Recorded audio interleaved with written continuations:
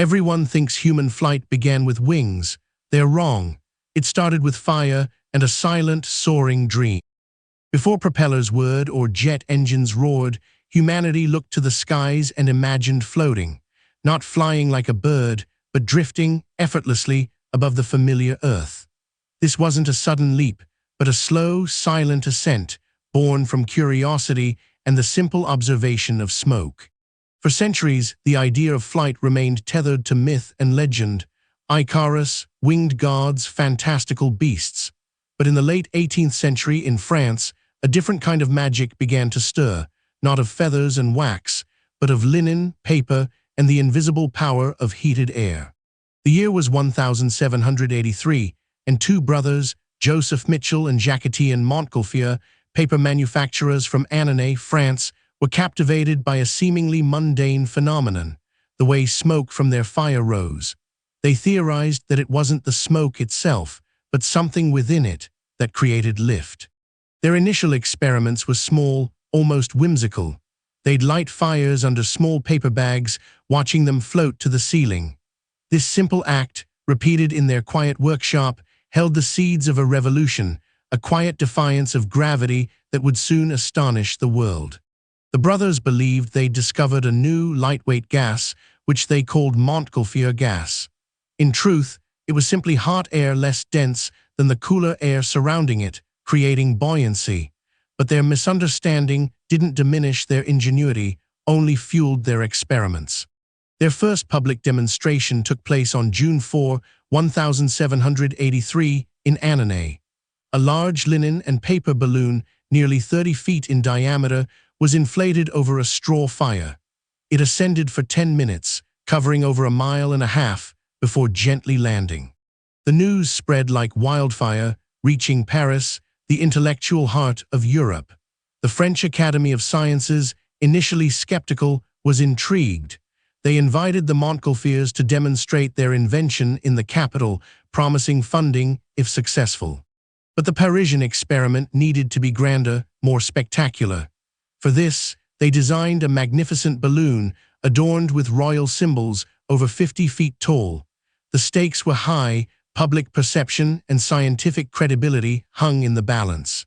On September 19, 1783, at the Palace of Versailles, before King Louis Roman XVI and Queen Marie Antoinette, a new chapter of history began. This time, the passengers weren't just air. A sheep, a duck, and a rooster were placed into a wicker basket attached to the balloon. The crowd, estimated at 130,000, held its breath. The balloon, named Aerostat Ravelin, slowly filled, then majestically rose. For 8 minutes, the animals floated, covering 2 miles. When the balloon landed, the animals were found unharmed, proving that creatures could survive the upper atmosphere.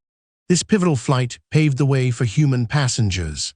Just 2 months later, on October 15, 1783, Jean-François Pilater de Rosier became the first human to make a tethered hot air balloon flight, rising 84 feet over Paris.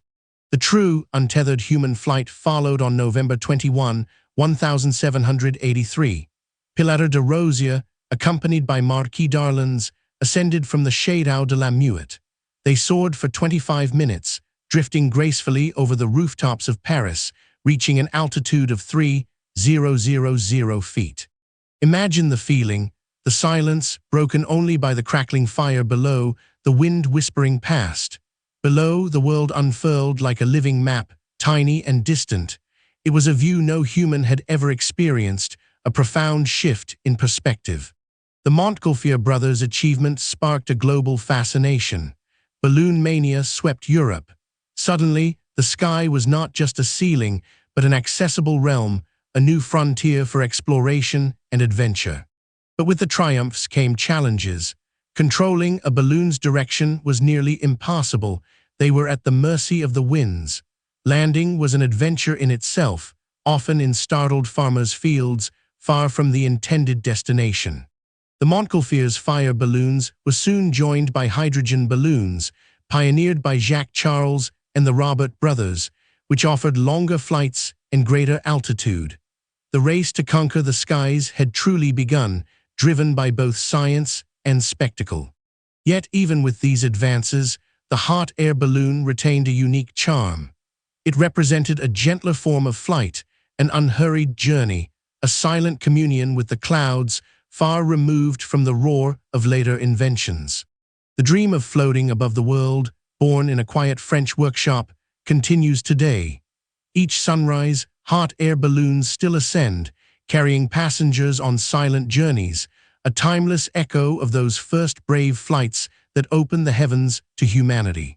Their silent ascent reminds us that the greatest leaps often begin with the simplest observations and the enduring human desire to reach for the sky. Drift into another untold journey tomorrow by listening to our next story.